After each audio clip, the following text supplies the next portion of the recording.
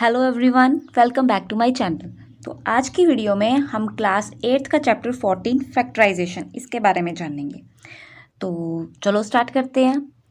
सबसे पहले हम देखेंगे कि फैक्टर्स क्या होते हैं। फैक्टराइजेशन के बारे में जानने से पहले हम थोड़ा देखेंगे कि फैक्टर्स क्या होते हैं। तो इनके बारे में आप ऑलरेडी अपनी प्रीवियस क्लास में पढ़ चुके हो, तो हम थोड़ा सा इसको रिमाइंड कर लेते हैं।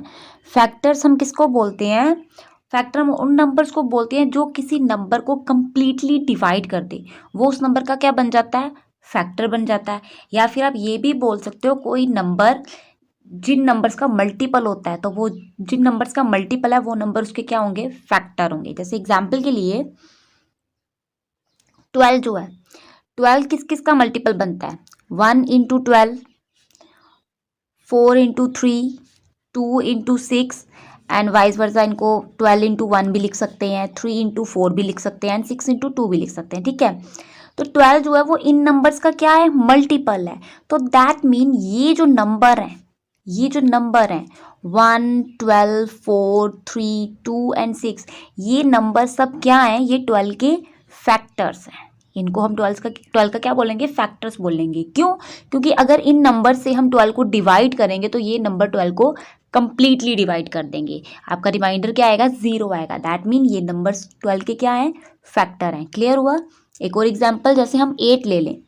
अगर हमें 8 के फैक्टर्स लिखने हो तो सबसे पहले हमें देखना पड़ेगा कि 8 किन किन का मल्टीपल बनता है। तो 8 देखो, 1 इंटू 8 एंड 4 इंटू 2, ये दो का 8 मल्टीपल बनता है और किसी का नहीं बनता। 2 इंटू 4 का भी बनता है, वो तो सेम चीज़ ही आ गई। 2 इंटू 4, 8 इंटू 1, सेम चीज़ ही आ गई। ठीक है, तो दैट मीन 8 जो है वो 1 इंटू 8 और 4 इंटू 2 इनका मल्टीपल है। तो इसका मतलब 8 के फैक्टर क्या हो गए? 1, 8, 4 एंड 2। 1, 8, 4 एंड 2 जो है वो 8 के क्या है? फैक्टर्स हैं। मीन 8 को अगर हम इन नंबर्स के साथ डिवाइड करेंगे तो 8 जो है वो कंप्लीटली डिवाइड हो जाएगा। इनके अलावा कोई और अगर आप नंबर लोगे, 3 ले लोगे, क्या 3 8 को कंप्लीटली डिवाइड करेगा? नो। अगर 5 ले लोगे, 5 8 को कंप्लीटली डिवाइड करेगा? नो। तो दैट मीन वही नंबर 8 को कंप्लीटली डिवाइड कर सकते हैं जिनका 8 क्या हो? मल्टीपल हो। ये क्लियर हो गया चीज कि फैक्टर्स क्या होते हैं। अब हम देखेंगे प्राइम फैक्टराइजेशन क्या होती है। ठीक है, प्राइम फैक्टराइजेशन। अब जैसे देखो, अगेन हम 12 की एग्जांपल ले लेते हैं। 12 जो है इसको अगर हम इस वे में लिखें 4 इंटू 3, तो इसको हम क्या बोलेंगे कि ये हमने 12 की क्या कर दी? फैक्टराइजेशन कर दी। फैक्टराइजेशन मतलब हो गया किसी नंबर को उसके फैक्टर्स के मल्टीपल के साथ लिखना। जैसे हम 12 को हमने कैसे लिख दिया? 4 इंटू 3, तो यहाँ पे 12 के हमने दो फैक्टर्स जो हैं वो लिखे मल्टीप्लाई करके कि 12 जो है वो 4 इंटू 3 इन दो फैक्टर्स के मल्टीपल से बना है। तो ये आ गई 12 की फैक्टराइजेशन। या फिर हम 6 इंटू 2 भी लिख सकते हैं, ये भी 12 की क्या आ गई?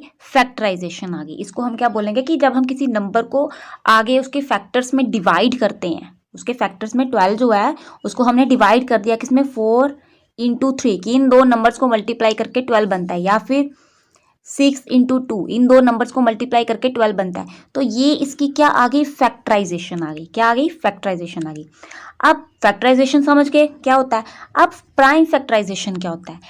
प्राइम को समझो। प्राइम क्या होता है? प्राइम हम उन नंबर्स को बोलते हैं जिनके जस्ट 2 फैक्टर्स होते हो। प्राइम हम उन नंबर्स को बोलते हैं जिसके 2 फैक्टर्स होते हो। कौन कौन से? एक तो 1 और एक वो नंबर खुद हो, इटसेल्फ। एग्जाम्पल के लिए 2 इज अ प्राइम नंबर। क्यों? क्योंकि 2 जो है इसके 2 ही फैक्टर है। 2 सिर्फ 2 नंबर से ही डिवाइड होगा। किस किस से? 1 एंड 2 खुद से। अगेन 3 ले लें, 3 भी एक प्राइम नंबर है। 3 भी जस्ट 1 और 3 से डिवाइड होता है और किसी नंबर से डिवाइड नहीं होता। दैट मीन 3 के भी जस्ट 2 ही फैक्टर है। इनकी प्लेस पे अगर हम 4 ले लें, क्या 4 एक प्राइम नंबर है? तो नहीं, 4 प्राइम नंबर नहीं है। क्यों? क्योंकि 4 के 2 से ज़्यादा फैक्टर हैं।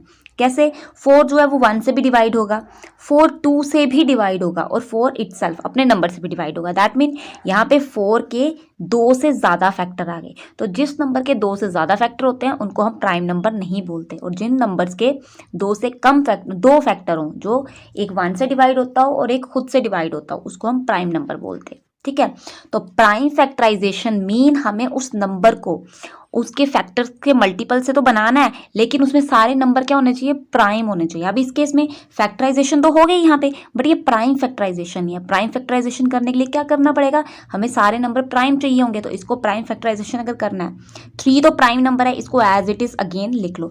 4 जो है वो प्राइम नंबर नहीं है, ये आगे फर्दर रिड्यूस होता है, इसके आगे 2 और फैक्टर बनते हैं। कौन कौन सा, 2 इंटू 2 को मल्टीप्लाई करो 4 बनता है। क्लियर। अब क्या आगे ये और रिड्यूस होते हैं फर्दर, इनका 2 के कोई 2 और फैक्टर बनते हैं, या इधर 2 के या 3 के। 1 इंटू 2 तो होता ही है, उसका सेम मतलब 2 ही होता है, तो उसको लिखने की जरूरत नहीं है। तो ये जो चीज बनी 2 इंटू 2 इंटू 3, ये 12 की क्या आ गई, प्राइम फैक्टराइजेशन आ गई। क्लियर हो गया, ये 12 की क्या आ गई, प्राइम फैक्टराइजेशन। ये चीज को हम क्या बोलेंगे, जस्ट 12 की क्या है, ये हमने फैक्टराइजेशन की है। यहाँ हमने जस्ट फैक्टराइजेशन किया कि 12 को हमने फैक्टर्स में तोड़ के लिख दिया, बट इसको हम बोलेंगे ये हमने 12 की प्राइम फैक्टराइजेशन की है। क्यों, क्योंकि यहाँ पे हर एक नंबर जो है वो प्राइम नंबर है और वो 12 का फैक्टर है, और उनको मल्टीप्लाई करके क्या बनता है, 12 बनता है। क्लियर हो गया। 8 की एग्जाम्पल अगर लेके देखें, 8 इसको अगर हम आगे फर्दर डिवाइड करें, इसके फैक्टर्स फॉर्म में लिखें, तो वो आ जाएगा 4 इंटू 2। ये इसकी फैक्टराइजेशन कर दी हमने, ये इसकी फैक्टराइजेशन होगी। बट क्या ये प्राइम फैक्टराइजेशन है, नो। क्यों, क्योंकि 2 यहाँ पे प्राइम नंबर है, बट जो 4 है वो आगे फर्दर फिर से इसके 2 फैक्टर बनते हैं, दैट इज 2 इंटू 2, और ये अगेन ये वाला 2। तो ये जो चीज़ बनी है आगे, ये फर्दर जो है इनके फैक्टर्स नहीं बनते, तो इसको हम प्राइम फैक्टराइजेशन बोल सकते हैं। ठीक है, इसको हम प्राइम फैक्टराइजेशन बोल सकते हैं। तो क्लियर हो गया, फैक्टर क्या होते हैं, फैक्टराइजेशन क्या होती है, और प्राइम फैक्टर्स क्या होती हैं। ये तो हमने की नंबर्स की बात। अब हम चलेंगे मेन चीज़ पे कि अगर आपको अलजेब्रिक एक्सप्रेशन दिए हुए हैं, तो उस केस में आप फैक्टर्स कैसे निकालोगे, उसकी फैक्टराइजेशन कैसे करोगे, अब हम वो सीखेंगे। तो चलो स्टार्ट करते हैं। Now factors of algebraic expression. अगर आपको अलजेब्रिक एक्सप्रेशन के फैक्टर्स निकालने हो, तो वो भी आपने थोड़ा बहुत देखा हुआ है कि अगर आपको ऐसे एक्सप्रेशन ये दिया हुआ है, 1 टर्म एक्सप्रेशन है ये 5xy, ठीक है, तो इसके आगे आपको फैक्टर्स लिखने हैं, उसको फैक्टर्स में तोड़ना हो, तो इसको आप ऐसे लिख सकते हो कि ये जो टर्म है ये किन के मल्टीपल से बनी हुई है। जैसे हम 12 लेते थे कि 12 जो है उसके कौन से फैक्टर है, वो किन को मल्टीप्लाई करके बना है, तो वो आ गया 4 इंटू 3, या फिर आप 6 इंटू 2 भी लिख सकते हो, जो भी आपको लेना है वो लिख सकते हो। तो यहाँ पे आप देख सकते हो कि ये 5 इंटू एक्स वाई, 5 और एक्स वाई को मल्टीप्लाई करके हमारी ये टर्म बनी है, तो इसको हम इसकी फैक्टराइजेशन बोल सकते हैं। ये इसकी क्या आ गई, फैक्टराइजेशन आ गई। अब जैसे नंबर्स में एक फैक्टराइजेशन होती थी और एक प्राइम फैक्टराइजेशन होती थी, वैसे यहाँ पर भी ये तो आ गई, इसकी फैक्टराइजेशन हमने कर दी, आगे इसकी भी प्राइम फैक्टराइजेशन होती है। नंबर्स में हम प्राइम फैक्टराइजेशन बोलते थे, और अलजेब्रिक एक्सप्रेशन के केस में हम क्या बोलते हैं, irreducible form. Irreducible form, algebraic expression में हम प्राइम फैक्टराइजेशन नहीं बोलते, इररिड्यूसिबल फॉर्म बोलते हैं। तो यहाँ पर देखो, ये तो इसकी फैक्टराइजेशन होगी, ये तो आगे फर्दर इसके 2 और कोई फैक्टर नहीं बनते, तो इसको हमने एज इट इज लिख दिया। यहाँ पे एक्स वाई जो है ये भी 2 नंबर्स के मल्टीप्लिकेशन से बना हुआ है, 2 वेरिएबल के मल्टीप्लिकेशन से बना हुआ है। कौन कौन सा, एक एक्स और एक वाई।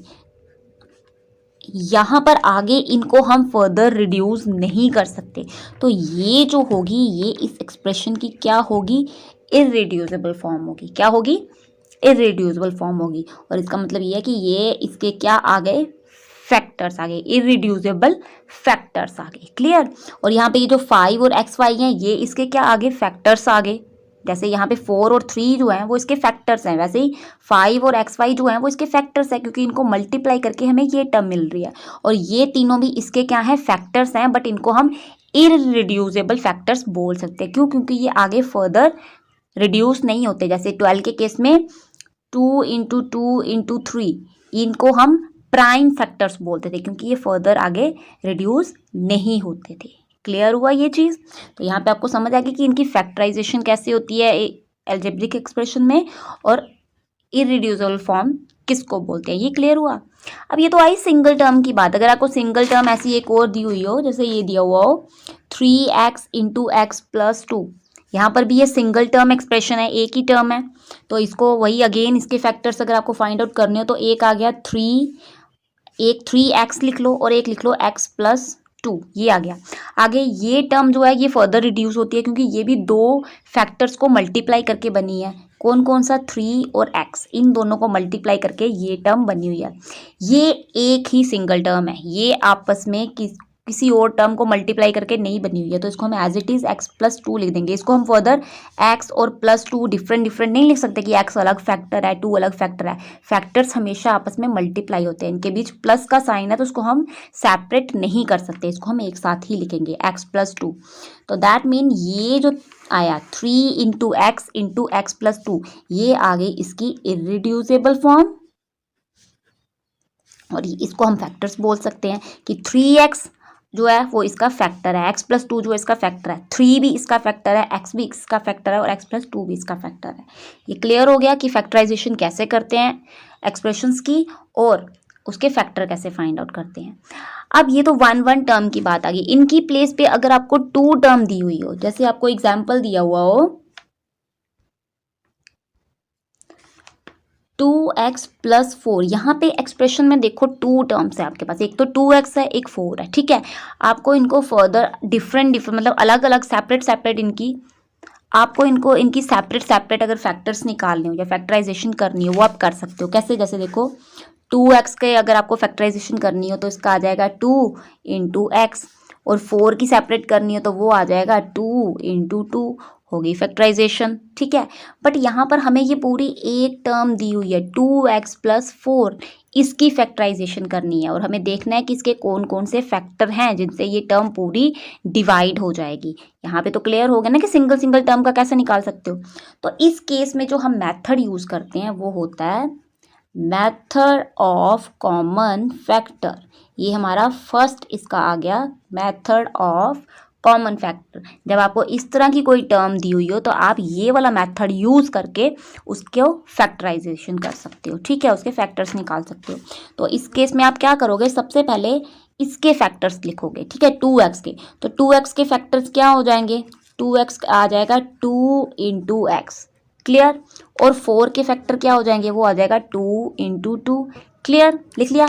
अब इनकी प्लेस पे हम क्या लिख देंगे, इनके फैक्टर लिख देंगे। तो 2x की प्लेस पे 2x के फैक्टर वो आ गया 2 इंटू एक्स, आगे प्लस का साइन। 4 की प्लेस पे 4 के फैक्टर वो आ गए 2 इंटू 2, क्लियर हो गया। अब हम क्या करेंगे, इनमें जो कॉमन है वो हम बाहर ले लेंगे। तो 2 यहाँ पे कॉमन है, 2 हमने ले लिया बाहर, इसमें से 2 बाहर गया तो x रह गया, यहाँ से 2 बाहर गया तो एक 2 रह गया। यहाँ पे देखो आपके पास जो है क्या टर्म आई, 2, इसको हम ऐसे लिख सकते हैं ना 2 इंटू x+2। यहाँ पे ये दो हमारे पास फैक्टर्स आ गए, किसके फैक्टर हैं ये इस टर्म के फैक्टर आ गए। दैट मीन 2 के साथ इसको हम कंप्लीटली डिवाइड कर सकते हैं और x+2 के साथ भी इसको हम कंप्लीटली डिवाइड कर सकते हैं। ये दोनों इसके क्या आ गए, फैक्टर आ गए, और ये इसकी हो गई फैक्टराइजेशन, क्लियर हुआ। अगर हम सेपरेट देखते तो इसके फैक्टर्स 2 और x आ रहा था, 2x का और 4 का 2 और 2 ये आ रहा था। बट अगर हमें इस पूरी टर्म का फैक्टर निकालना था कि इसकी फैक्टराइजेशन करनी थी तो हमने कैसे किया, दोनों का सेपरेट पहले निकाला फैक्टराइजेशन की, आफ्टर दैट जो कॉमन था वो लिया और हमारे पास क्या आ गई, इसकी फैक्टराइजेशन हो गई। और ये मिल गए इसके दो फैक्टर की, एक इसका फैक्टर 2 होगा और एक इसका फैक्टर x+2 होगा, क्लियर। एक और एग्जांपल लेके देखते हैं हम। जैसे ये टर्म दी हुई है आपको, इसको फैक्टराइजेशन करनी है इसकी, क्लियर। फैक्टराइजेशन मीन इसको फैक्टर्स फॉर्म में लिखना है, ये फैक्टर फॉर्म्स में लिखना है इसको। तो क्या करोगे, सेपरेट तो उसका आप निकाल सकते हो, बट हमें इसका 5xy का अलग और 10x का अलग नहीं निकालना, हमें इस पूरी टर्म का निकालना है। ये पूरा एक एक्सप्रेशन है, इसका एक साथ निकालना है। तो सेम मेथड वही, सबसे पहले हम क्या लिख लेंगे, इसके फैक्टराइजेशन कर लेंगे, इसके फैक्टर्स लिख लेंगे। तो 5xy जो है वो कौन सी टर्म्स को मल्टीप्लाई करके बना हुआ है, तो आ गया 5 इंटू एक्स इंटू वाई, इसकी प्लेस पे ये लिख सकते हैं, नाउ प्लस का साइन। और 10x जो है उसको हमने अब फैक्टर्स फॉर्म में लिखना है कि 10x जो है उसके कौन कौन से फैक्टर है, कौन से फैक्टर्स को मल्टीप्लाई करके ये 10x बना है। तो 10 को हम लिख सकते हैं 5 इंटू 2, लिख सकते हैं ना, 10 जो है वो 5 इंटू 2 आ गया, और x को एज इट इज़। अब यहाँ पर हमने क्या कर लेना है, नेक्स्ट स्टेप क्या है, हमें यहाँ से कॉमन निकालना है, दोनों में कॉमन क्या है, तो यहाँ पे 5 एंड x ये दोनों यहाँ पे कॉमन है, तो इसको हम बाहर ले लेंगे और यहाँ पर हमारा y रह गया प्लस का साइन, यहाँ पे हमारा 2 रह गया, तो ये हो गई इसकी फैक्टराइजेशन। ये हमने इसकी फैक्टराइजेशन कर ली। और अगर कोई पूछे कि इसके फैक्टर कौन कौन से हैं, तो इसका फैक्टर आ गया 5x एंड y प्लस 2, ये 3 इसके क्या आ गए, फैक्टर आ गए। क्लियर हो गया। अब पहले हमने देखा कि अगर आपको 2 टर्म्स दी हुई हो तो वहां पर हम उनको फैक्टराइज कैसे कर सकते हैं, उनमें कॉमन उनके फैक्टर्स निकाल के। बट अगर आपको इस तरह की टर्म दी हुई हो, जैसे यहाँ पे देखो इन टर्म्स में इन दोनों में 2 कॉमन आ रहा है, y कॉमन आ रहा है, बट यहाँ पर 2 कॉमन नहीं आ रहा, y कॉमन नहीं आ रहा, मीन इन चारों टर्म्स में कोई सिंगल चीज़ जो है वो कॉमन नहीं आ रही, तब हम यहाँ पे कॉमन फैक्टराइजेशन मेथड कैसे लगा सकते हैं, मतलब कॉमन फैक्टर्स कैसे निकाल सकते हैं, नहीं निकाल सकते। तो जब इस तरह की टर्म आपको दी हुई हो, तब जो आप फैक्टराइजेशन करने के लिए मेथड यूज़ करोगे वो होगा रीग्रुपिंग टर्म। रीग्रुपिंग करना इनकी, मतलब इनका ग्रुप बना लेना और उनमें से कॉमन फैक्टर निकालना। ठीक है, तो जैसे हमें यहाँ पे सबसे पहले ये टर्म दी हुई है, इसको हमने क्या करना है, फैक्टराइज करना है, मीन इसको फैक्टर्स की फॉर्म में लिखना है। ठीक है, तो यहाँ पर देखो रीग्रुपिंग मतलब ग्रुप बनाने। अगर हम इन दोनों फर्स्ट 2 टर्म्स का ग्रुप बना ले, तो यहाँ पे देखो 2 और y इन दोनों में से कॉमन आ रहा है, और इन दोनों का अगर ग्रुप बना ले तो इन दोनों में से 3 जो है वो कॉमन आ रहा है, तो दैट मीन हम इनकी ग्रुपिंग कर सकते हैं। अगर मैं इसकी प्लेस पे इसकी और इसकी ग्रुपिंग करती, 2xy और +3 इन दोनों टर्म्स की ग्रुपिंग करती और इन दोनों टर्म्स की ग्रुपिंग करती, इन दोनों में से कुछ भी कॉमन नहीं आना था और इन दोनों में से भी कुछ भी कॉमन नहीं आना था, तो वो ग्रुपिंग हमारी गलत होनी थी। जब ग्रुपिंग करनी है तब आपको ध्यान रखना है कि उन 2 टर्म्स को ग्रुप बनाना है, उन 2 टर्म्स का जिनमें से हमें कुछ कॉमन मिले, ये चीज़ याद रखनी है। तो सबसे पहले हमने इन दोनों का ग्रुप बनाया, तो यहाँ पर इनका फैक्टराइजेशन कर लो। सबसे पहले इसकी कर लेंगे, 2 इंटू एक्स इंटू वाई, इसकी लिख ली, प्लस का साइन यहाँ आ जाएगा 2 इंटू वाई। क्लियर हो गया। इसको हम स्मॉल ब्रैकेट पे रख लेते हैं। नाउ प्लस, अब हम इनके आगे फैक्टराइजेशन कर लेंगे। पहले 3x का आ जाएगा 3 इंटू एक्स प्लस 3 का 3 आ जाएगा। क्लियर हो गया। अब इसमें से देखो क्या कॉमन आ रहा है, इस टर्म में से और इस टर्म में से। वही अब यहाँ पर हम कौन सा मेथड यूज कर लेंगे इसके बाद, कॉमन फैक्टर निकालने वाला। 2, ये 2 और ये y, इन दोनों टर्म्स में से 2 और y जो है वो कॉमन आ रहा है, वो हम बाहर ले लेंगे। 2 और y कॉमन ले लिया, ब्रैकेट में क्या रह गया, यहाँ रह गया x प्लस यहाँ पे 2 भी बाहर चला गया, y भी बाहर चला गया, कुछ भी नहीं बचा, दैट मीन इसकी प्लेस पे हम 1 लिख सकते हैं। प्लस इस टर्म में से इसमें और इसमें क्या कॉमन है, 3 कॉमन आ रहा है, 3 हमने बाहर ले लिया, यहाँ रह गया x, यहाँ से 3 बाहर चला गया, तो इसकी प्लेस पे हम 1 लिख सकते हैं। ठीक है, 0 कभी भी नहीं लिखते, क्योंकि अगर यहाँ पे 0 लिख दोगे तो 3 को अगेन ब्रैकेट जब ओपन करोगे 3 को 0 से मल्टीप्लाई कर दोगे तो यहाँ पे 0 आ जाएगा। यहाँ पे अगर 1 लिखा होगा तो 3 को 1 से मल्टीप्लाई करोगे, अगेन हमें 3 ही मिल जाएगा, तो यहाँ पे 1 आएगा। क्लियर हो गया। अब पहले आपके पास 4 टर्म्स थी, उनके हमने फैक्टर्स बना के कॉमन फैक्टर जो है वो निकाले। अब आपके पास ये 2 टर्म्स बन गई, 2 टर्म्स बन गई। तो अब इनमें से हम देखेंगे कि क्या चीज़ कॉमन आ रही है। तो देखो x+1 यहाँ भी है, x+1 यहाँ पे भी है, इन दोनों में ये कॉमन है, इसको कॉमन ले लो। x+1 जो है बाहर हमने कॉमन ले लिया, और अंदर यहाँ पर 2y रह गया और यहाँ पे 3 रह गया। नाउ अब ये हमारे फैक्टर फॉर्म में बन गया, this multiply this give us this, कि इसको इसके साथ जब मल्टीप्लाई करोगे हमें ये चीज़ मिलेगी। दैट मीन ये दोनों हमारे पास क्या आ गए, इस एक्सप्रेशन के फैक्टर्स आ गए। हाँ, ये हमने इसको क्या कर दिया, फैक्टराइज कर दिया। क्लियर हुई चीज़। क्या किया, जब इस तरह की आपके पास टर्म हो, आपने इसको रीग्रुपिंग करना है। ग्रुप इस तरीके से बनाने हैं कि उन ग्रुप में से कुछ कॉमन निकले। जैसे मैंने बताया, अगर आप ये इन दोनों टर्म्स का ग्रुप बनाते तो इनमें से कुछ भी कॉमन नहीं आ रहा था, तो ग्रुप बनाने का कोई फायदा ही नहीं था। यहाँ पे हमने फर्स्ट 2 टर्म्स का ग्रुप बनाया और इन लास्ट 2 टर्म्स का ग्रुप बनाया। इनमें से जो कॉमन आया वो हमने लिख लिया, इनमें से जो कॉमन आया वो लिख लिया। अब हमारे पास पहले 4 टर्म्स थी, अब 2 टर्म्स रह गई। जब 2 टर्म्स रह गई तो उनमें से भी कुछ कॉमन बन गया हमारा। x+1 यहाँ पे भी बन रहा था, x+1 यहाँ पे भी बन रहा था, उसको हमने कॉमन ले लिया और जो पीछे टर्म रह गई वो लिख लिया, और ये हमारे फैक्टराइजेशन होगी। मीन इन दोनों टर्म्स को अगर आप मल्टीप्लाई करोगे आपको ये मिलेगा। क्लियर। तो यहाँ ये चीज़ आपको समझ आई। अब इसी से रिलेटेड जो है हमारी वो एक्सरसाइज होगी 14.1, वो हमारी हम नेक्स्ट वीडियो में सॉल्व करेंगे। So thank you. I hope बच्चों आपको वीडियो अच्छी लगी होगी। Please like and subscribe my channel.